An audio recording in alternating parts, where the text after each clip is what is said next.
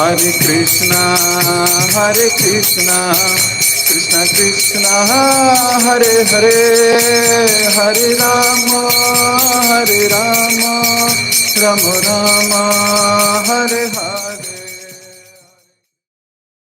Hare Krishna. जय जय श्री चैतन्य, जय हो नित्यानंदा,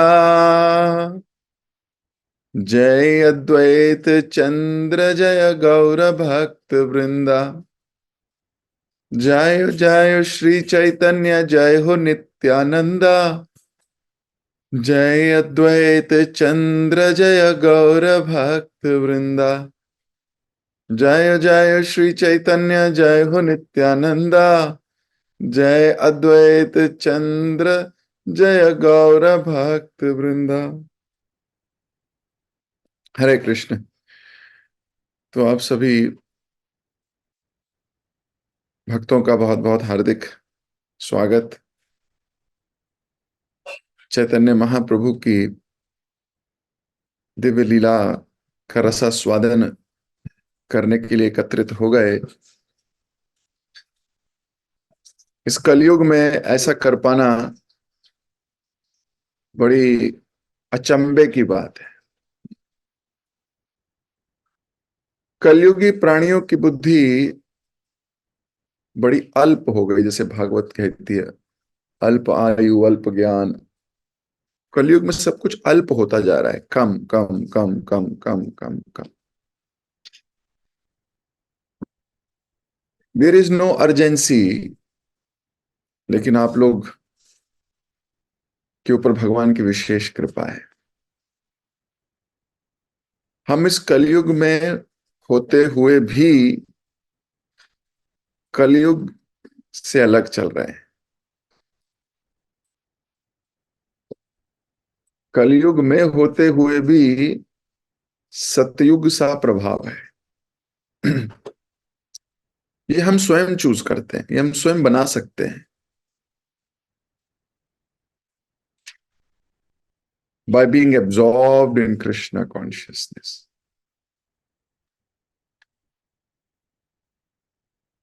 और भगवान की कृपा है और असीमित मात्रा में कृपा है श्रील प्रभुपाद जी की।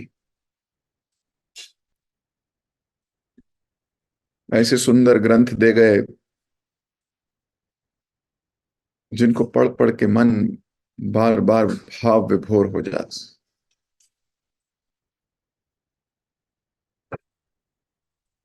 कल नित्यानंद प्रभु महाप्रभु की सुंदरता को पी रहे थे। पहली बार मिलन हुआ है इस अवतार में। वैसे तो भाई हैं कृष्ण बलराम, लेकिन इस अवतार में पहली बार मिलन हो रहा है। तो नित्यानंद प्रभु जब महाप्रभु को देख रहे हैं तो एकदम हर एक अंग प्रत्यंग के दर्शन कर रहे हैं अच्छे से। चौड़े कंधे, जनेऊ, सुंदर वस्त्र, अंग कांति, दंतावली, घुंघराले काले बाल, लालिमा युक्त नेत्र, तिलक, आकर्षक चित्र, चमचमाते उनके नाखून, होंठों पर खिलती मुस्कान, इन सब से बड़े मंत्रमुग्ध थे नित्यानंद प्रभु। हर एक चीज को इतने प्रेम से देख रहे थे। कि प्रेम की दृष्टि भी बड़ी अजीब चीज है।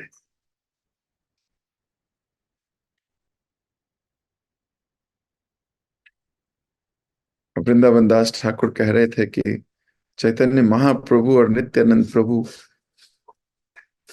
मेरे प्राण धन है। प्राणों को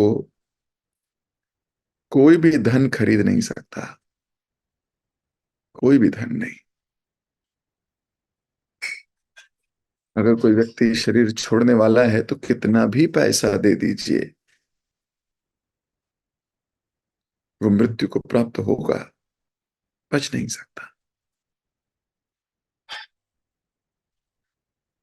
प्राण धन का अर्थ है मेरे प्राणों से भी प्रिय। और नम्रता पूर्वक उनके चरणों में ये गीत अर्पित कर रहे हैं। अपनी जो भी स्किल है, जो भी अपनी लेखनी है, वो सब उनके चरणों में अर्पित कर रहे थे।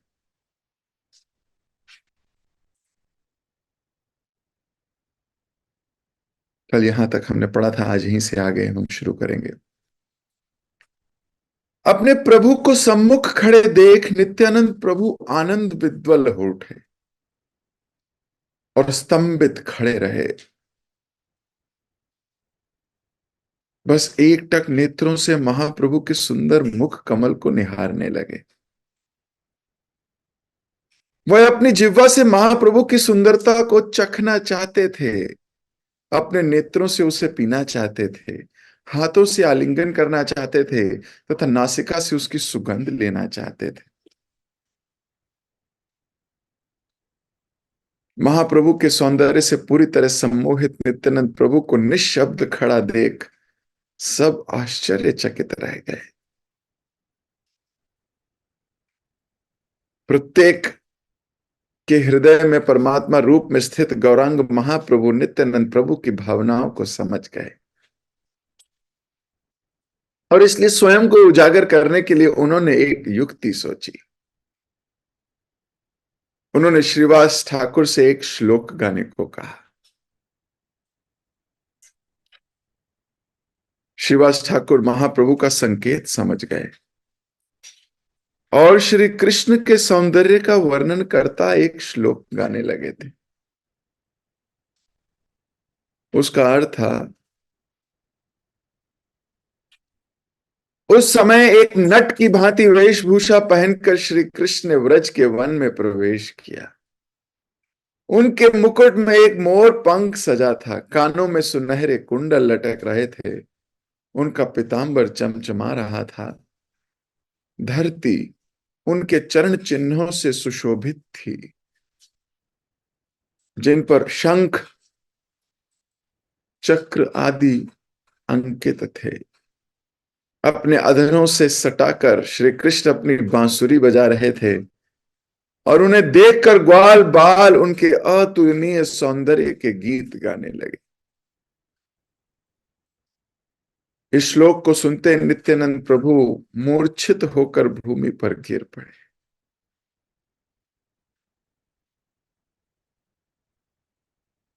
श्री चैतन्य महाप्रभु ने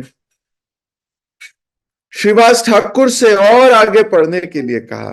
कुछ समय पश्चात नित्यानंद प्रभु बाहरी चेतना में लौट आए और आनंद अश्रु बहाने लगे। वे जितना अधिक श्रीमद् भागवतम के श्लोक सुनते, उनके हृदय में कृष्ण प्रेम उतना अधिक बढ़ता जाता। आनंद भरी उनकी गर्जना मानो पूरे ब्रह्मांड को भर रही थी।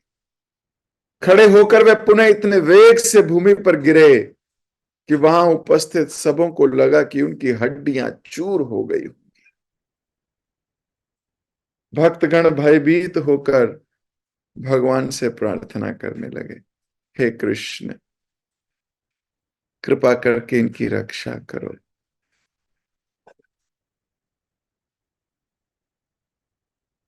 नित्यानंद प्रभु को अभी कोई सुध बुध नहीं है। वे तो महाप्रभु के सौंदर्य से, महाप्रभु के साक्षात दर्शन से अभी भाव विभोर हैं। कोई बाहरी चेतना नहीं है। कोई उनको देख रहा है, क्या फील कर रहा होगा, क्या सोच रहा होगा, इन सब से ऊपर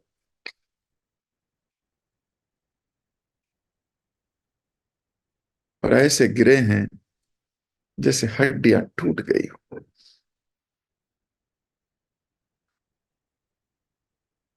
हल्का सा कोई गिरता है, उसकी हड्डी टूट सकती है। यहां तो महाप्रभु के प्रेम में नित्यानंद प्रभु ऐसे गिरे हैं कि एक नहीं, सारी हड्डियां चूर हो गई होंगी, चूरा।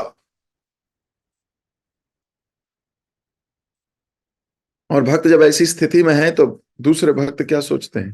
वो भगवान से प्रार्थना करते हैं, हे कृष्ण इनकी रक्षा करो।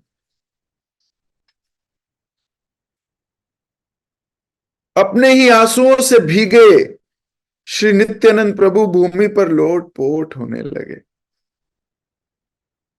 श्री विश्वंभर के मुख को देखते हुए तेज लंबी सांसें छोड़ रहे थे। दिव्य उन्माद में कभी हंसते, कभी ऊंची छलांग लगाते,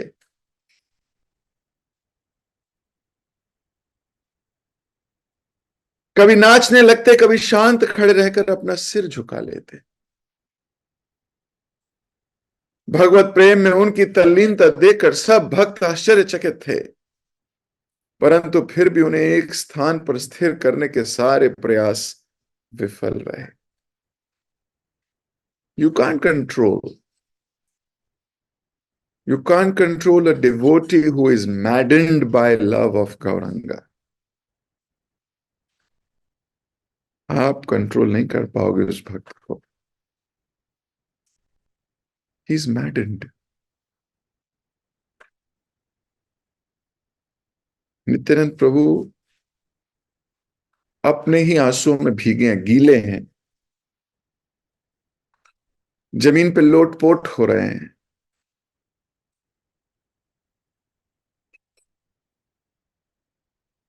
एक स्थान पर खड़े रहना बहुत मुश्किल है उनके लिए, परंतु फिर भी उन्हें एक स्थान पर स्थिर करने के उनके सारे प्रयास विफल रहे। अंततः जैसे ही श्री विश्वंभर ने नित्यानंद प्रभु का गाढ़ आलिंगन किया, वह तुरंत शांत हो गए। श्री चैतन्य महाप्रभु और श्री नित्यानंद प्रभु आनंद में वहां भाव विभोर क्रंदन करने लगे।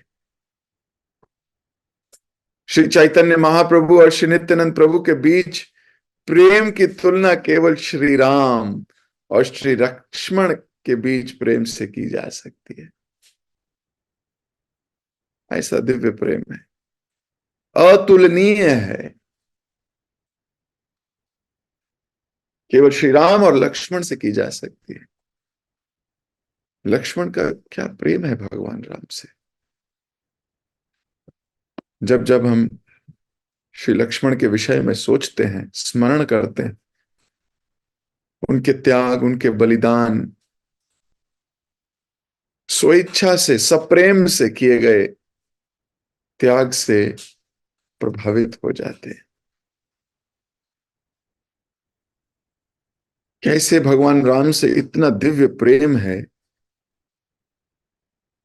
कि सजा तो मिली है भाई को, सजा तो मिली है भगवान राम को, पर झेल रहे हैं लक्ष्मण। राम को वनवास मिला है, लक्ष्मण को केवल वनवास नहीं, लक्ष्मण ने तो वनवास भी लिया, निद्रावास भी लिया। कोई नींद नहीं। 14 वर्ष तक लक्ष्मण 3 मिनट, 2 मिनट, 1 मिनट के लिए भी सोए नहीं। सोए नहीं।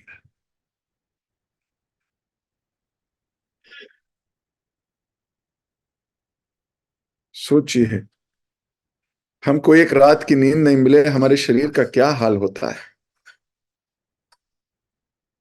एक रात लेट सो जाओ, अगले दिन सुबह हमारे क्या हालत होती है। जन्माष्टमी से अगले दिन, गौर पूर्णिमा से अगले दिन, या किसी फेस्टिवल से अगले दिन क्या भावना आ रही होती है।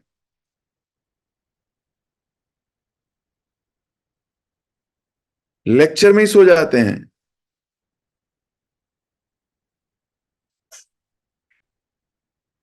बहुत कम नींद मिली है ना। हालत खराब है। लक्ष्मण 14 साल सोए नहीं। ऐसा नहीं कि सोए नहीं तो वो भी फील कर रहे हैं मैं कैसे युद्ध करूं भगवान, 13 साल हो गए, 13 साल और 11 महीने सोया नहीं हूं। अब युद्ध आप ही कर लो, आप तो सो रहे हो ना राम। ऐसा एक भी भाव नहीं है लक्ष्मण के पास। सजा मिली है राम को, डबल भुगत रहे हैं लक्ष्मण। डबल क्या, एक और बात सुनो, भगवान राम ने तो फिर भी कंद मूल खाए, लक्ष्मण ने 14 साल खाया भी नहीं।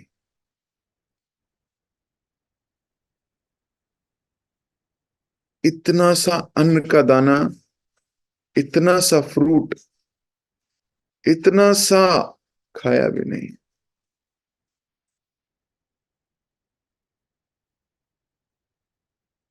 सोचिए,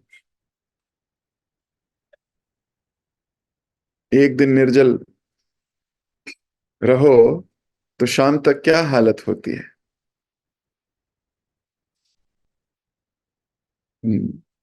एकदम पस्त हो जाते हैं। तो कई बार सोचते हैं निर्जल व्रत बहुत टफ होता है प्रभु जी, अगले दिन सुबह पारण करना होता है।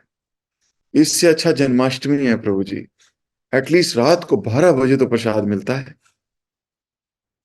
तो कोई सोचता है कि नहीं नहीं नहीं, कृष्ण से भी ज्यादा दयावान महाप्रभु हैं, शाम को 7 बजे कहते हैं पालो।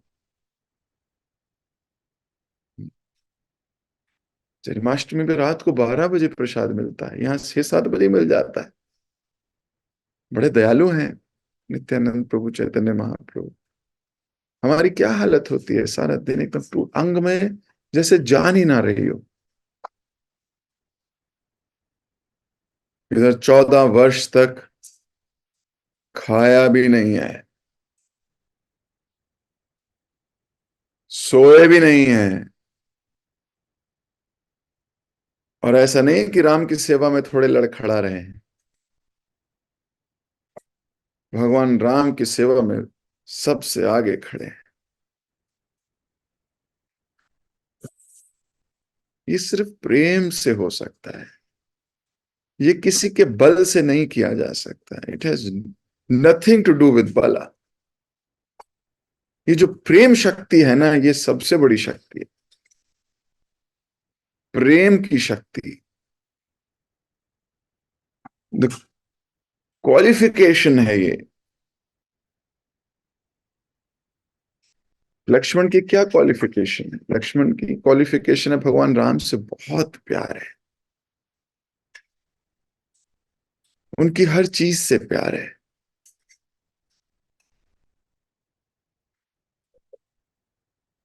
जब भगवान राम को वन में जाना था और पिता की आज्ञा मिली तो लक्ष्मण के पास गए और बोले मेरे को जाना होगा। लक्ष्मण ने मना किया कि भैया आपको जाने की जरूरत नहीं है, आपका तो आज वैसे ही राज अभिषेक होना था। तो हमने तो आपको राजा मान लिया है, और जब आप राजा हो तो दशरथ अब राजा नहीं है।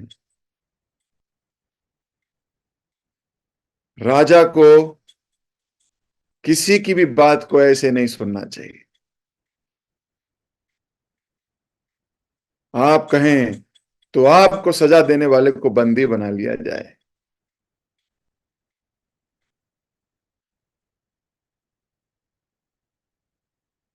भगवान राम ने कहा नहीं, मैं अभी वन जाऊंगा। तो लक्ष्मण ने तुरंत अपने भाव बदल लिए। लक्ष्मण ने कहा मेरा वही मूड है जो आपका मूड है। कई बार हमारे मन में ऐसे भाव आते हैं जो हमारे सीनियर से मैच मैच नहीं करते, लेकिन तुरंत उसको स्वीकार कर लेना।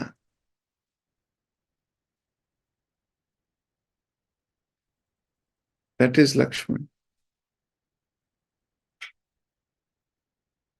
भरत को मारने का विचार किया। जब भरत आ रहे थे भगवान राम से मिलने, तो लक्ष्मण ने कहा सेना लेके आ रहा है, इसको मार देता हूं। भगवान राम ने कहा नहीं। जैसे भगवान राम ने कहा नहीं, लक्ष्मण ने फिर सोचा मेरा मूड तो राम के मूड के अकॉर्डिंग होना चाहिए। Again change his mood. This is Lakshman.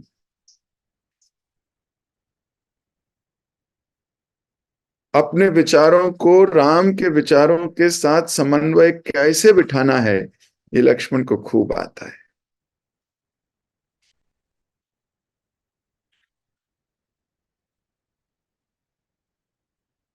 इसलिए नित्यानंद प्रभु और चैतन्य महाप्रभु के संबंध की तुलना किसी और से की नहीं जा सकती।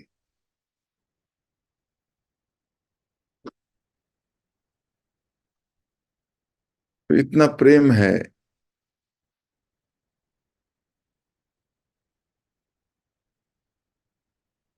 विभीषण और लक्ष्मण दोनों से एक बार भगवान राम ने राय ली। भगवान राम ने राय ली, पर राय मानी विभीषण की। तो लक्ष्मण ये कह सकता है कल का आया छोकरा,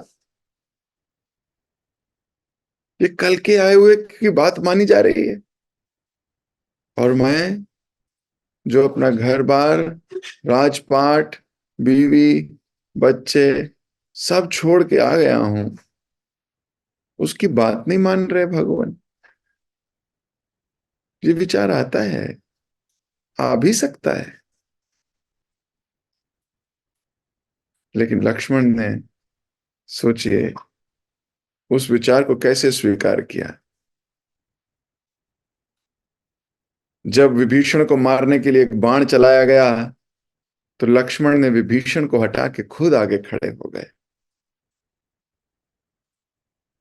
नहीं तो लक्ष्मण के मन में ये बात आ सकती थी कि इसी की सुनते हैं ना, मरने दो इसको।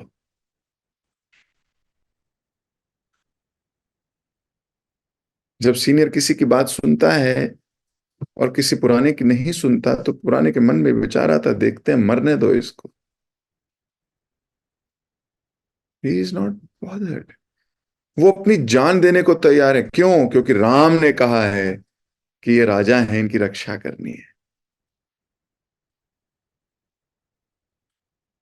क्योंकि राम ने कहा है, तो मेरा समन्वय यही है। वाह, क्या ही ना करो ऐसे भक्त के लिए।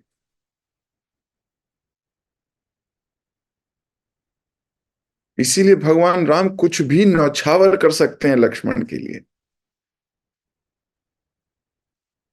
वही राम मूर्छित लक्ष्मण पे इतना रोए हैं। जो आत्मा राम है, वो रो रहे हैं लक्ष्मण के लिए। क्यों?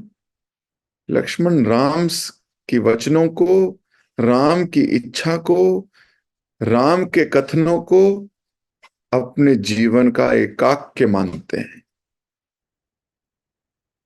उनकी अपनी कोई थिंकिंग नहीं। He saying I have nothing. Ram ने कह दिया ना, दैट्स इट। भगवान राम क्यों ना करें ऐसे, इनसे प्रेम। कोई कैसे ना लक्ष्मण का डंका बजाए, कैसे? तो यही प्रेम महाप्रभु और नित्यानंद में आगे जाके दिखाई देगा। नित्यानंद प्रभु सन्यासी हैं, और महाप्रभु उनको बोलेंगे अब तुम गृहस्थ बन जाओ। नित्यानंद प्रभु एक क्षण नहीं लगाएंगे। नहीं तो एक सन्यासी के लिए गृहस्थ आश्रम में प्रवेश करना यानी उसका पतित होना। कुछ लोग उसको देख सकते हैं ऐसे, fall down from the constitutional position. लेकिन नित्यानंद प्रभु ने इसको स्वीकार किया। कैसे है इतना devotion, amazing. It is not easy to comprehend. हमारे विवेक, हमारी बुद्धि, हमारी इंटेलिजेंस हमारे परे है, बियॉन्ड।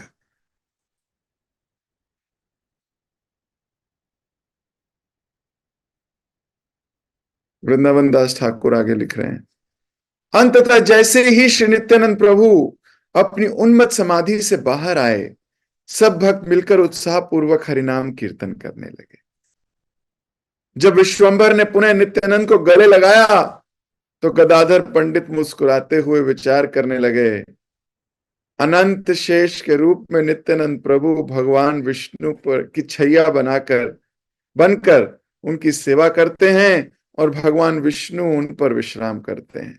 परंतु आज सेवक होने का उनका गर्व चूर हो गया, क्योंकि आज से विश्वंभर यानी भगवान विष्णु की भुजाओं में विश्राम कर रहे हैं। आज सेवक स्वामी की भूमिका बदल गई है। तो गदाधर पंडित सोच रहे हैं कि शेष नाग के ऊपर भगवान विश्राम करते थे, आज भगवान की बाहों में शेष नाग हैं। भूमिका बदल ली है। विश्वंभर ने कहा, आज मेरे जीवन का सबसे गौरवशाली दिन है। भगवान श्री कृष्ण के प्रति भक्ति ही समस्त शास्त्रों का सार है और आज मुझे उस प्रेम भक्ति के मूर्तिमान स्वरूप के दर्शन हो गए।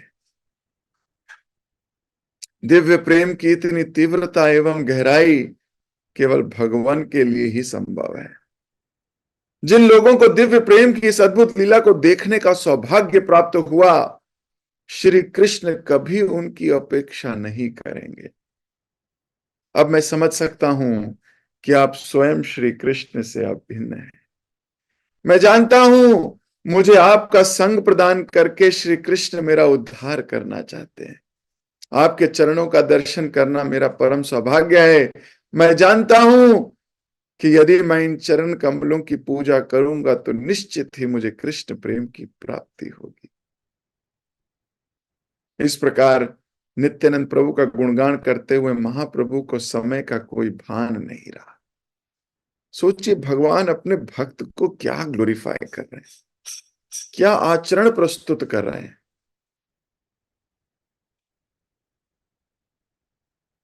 और भक्त भी महाप्रभु की कही हुई इन बातों को जीते हैं, जी रहे हैं। महाप्रभु ने नित्यानंद प्रभु की भूरी भूरी प्रशंसा की तो नित्यानंद प्रभु ने भी कोई मौका नहीं दिया कि महाप्रभु को इसके बारे में दुख हो। लक्ष्मण की भांति वह गौरांग की सेवा अंतिम दिनों तक, हमेशा तक करते रहे और करते रहे हैं और करते रहेंगे।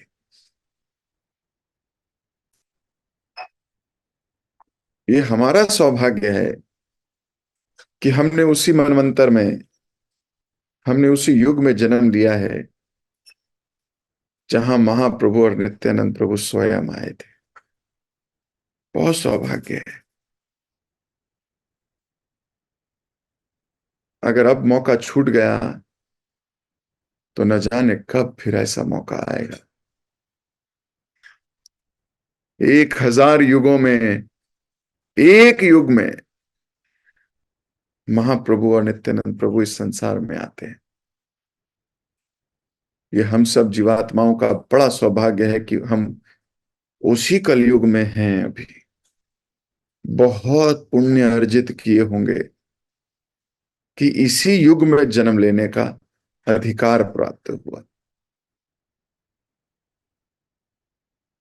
बहुत मूर्खता हो जाएगी कि अगर ये जन्म भी फेल हो गए तो वो सारी सुकृतियां विफल हो जाएंगी। अगर इस जन्म में भी अर्जेंसी नहीं आई, अगर अभी भी ढीले हैं, अभी भी आलसी हैं, अभी भी हरिनाम के प्रति इतनी रुचि नहीं है, अभी भी हमारा आकर्षण भौतिक चीजों पे ही लगा हुआ है, बड़ी मूर्खता हो जाएगी।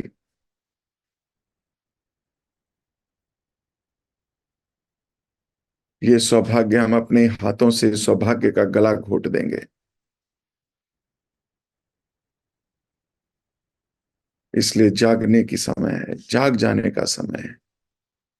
जो सुप्त चेतना सोई हुई है उसको जगाने का समय, झंझोरने का समय है, निरपराध होकर जप करने का समय है,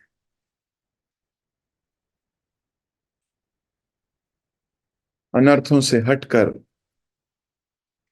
जीने का समय है, शुद्ध चेतना में स्थित होने का समय है। अगर ये समय हाथ से निकल गया तो न जाने कब ऐसा सौभाग्य प्राप्त हो। मैं अपनी वाणी को यहीं विराम दे रहा हूं। सोचने का समय है, विचार करने का समय है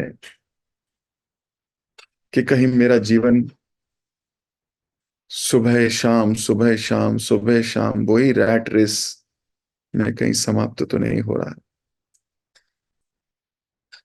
अगर इस बार गाड़ी निकल गई तो पता नहीं कब मिलेगी।